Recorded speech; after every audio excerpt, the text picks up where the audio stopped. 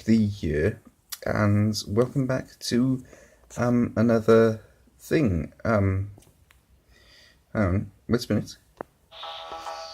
Yeah, it's that time again. This time I'm going to be doing my overview, my own personal opinions and so forth of Doctor Who season 4. Season 4 is one of those seasons where you get a lot of missing episodes, and so a lot of this will be in CZ form, and I apologise in advance. But anyway, let's get things started with the first one, The Smugglers.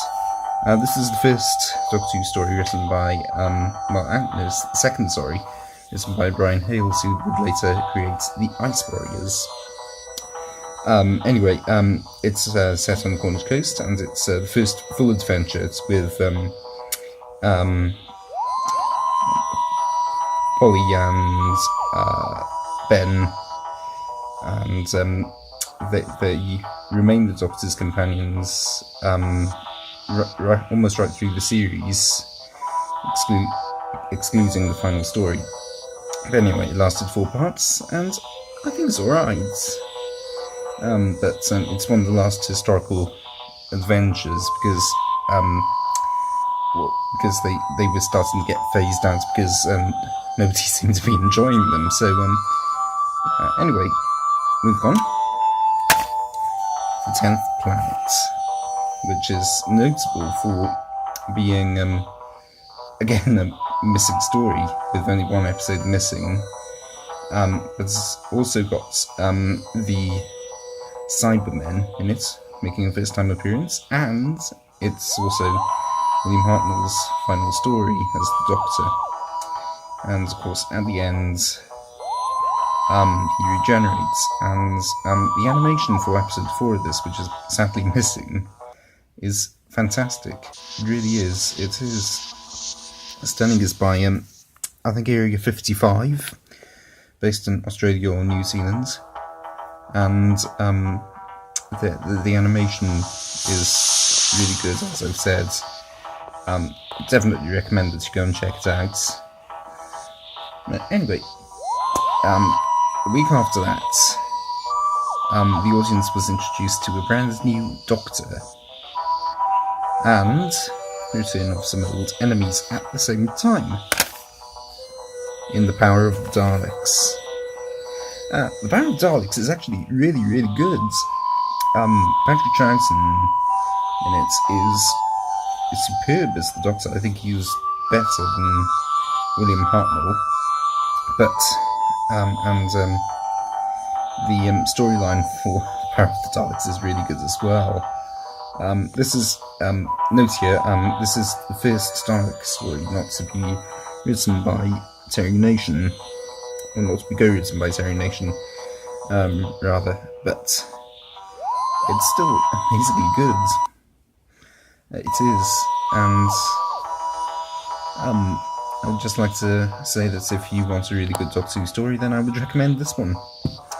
Anyway, moving on to our last, or to the final historical adventure.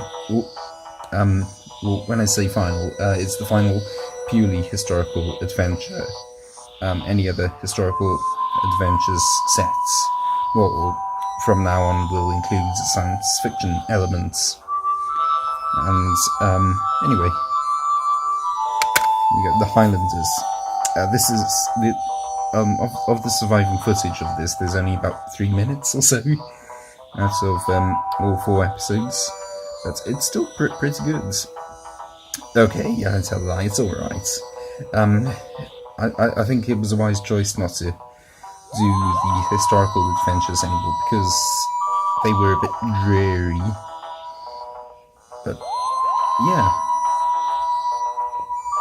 So, anyway, it's Jamie's first episode, it's Jamie McCrimmon, and his earliest surviving episodes was found in 2011, but it was released.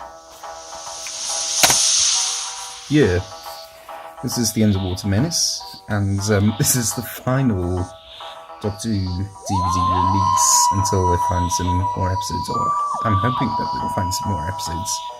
But the cover's pretty good, and it's got all that imagery at the top. I was actually hoping that they would animate episodes 1 and 4, since they're still missing, but they haven't, because Area 55 weren't going to do that, which is actually quite sad. But is it? Well, sorry, it's sad, really, because I can imagine it like this, and because it took so long to come out. I mean, it took about 4 years to come out, and I think it was a bit disappointing that it was the missing episodes were recreated with telesnaps and the surviving recordings. I think it's better than nothing, I have to say, but they could have put at least some effort into it. And if Planet 55 wins playing ball, then they could have had another company. For instance, I really like the animation which was done on the Ice Warriors, and recently the same company reanimated Stripe for Fraser, which is Lost Dad's Army episodes. But anyway, I've droned on too much. Getting back to Planet 55, we have this, which is the Moonbase. This is the second Cyberman story, and they were back really early because they were so popular, and they are still popular to this day, might I add. And the animation for this is good as well. But this is basically the last story which was animated by Planet 55. I think they did a fair job of it. The special features aren't great on this. They started to deteriorate when they were lagging or flagging on the releases, BBC Worldwide. So, but I think that the missing episodes animated makes up for that. It's fantastic. Anyway, moving on. The Macra Terror. This was the first one to include the new titles, but if you listen to this, it's still got this variation of the theme. So it's slightly odd in that sense. Really odd watching this episode with this music, but the Macra Terror is alright, and it's actually quite creepy, because Ben here loses his Cockney accent and things because he's brainwashed. It's really weird listening to it.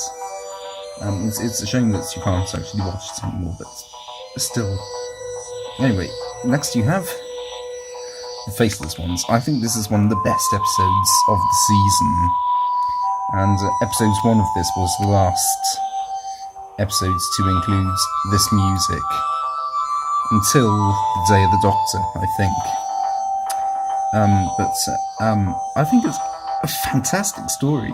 It really is. It also tackles modern even today. It's really modern. So Gatwick Airport, and they're targeting the younger demographic in order to come and fly on them, and then they're kidnapping them, which I think is a really good storyline, and it still gives people shivers today, because that's still the sort of thing which happens. Anyway, now we move on to another great story, which is the final story of the season. Actually, just one note on this. It's this Faceless ones is Ben and Polly's final episodes. So I'm sorry to say goodbye to you, but replace you with Victoria there. And this is, of course, the evil of the Daleks, as you can see. It's 7 episodes long.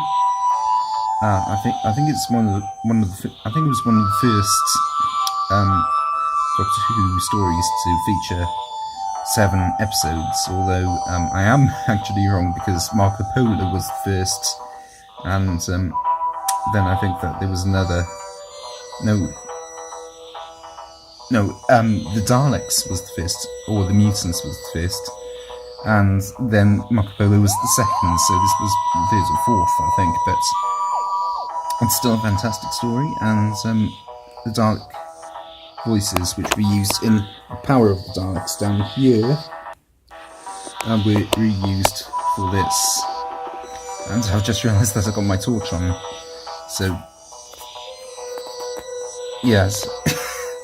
Okay, so I apologise for that if it seems a bit bright, so I'll just turn it off now, if I can. Oh, hang on. Oh, there you go, that's better. Sorry. Anyway, I think this is a good story, and it's got good use of characters, and really good villains. In fact, they will return. In fact, this was meant to be the final end of the Daleks, because Terry Nation wants to kickstart their career across the ponds. And because the Daleks were gone, the BBC started making other monsters.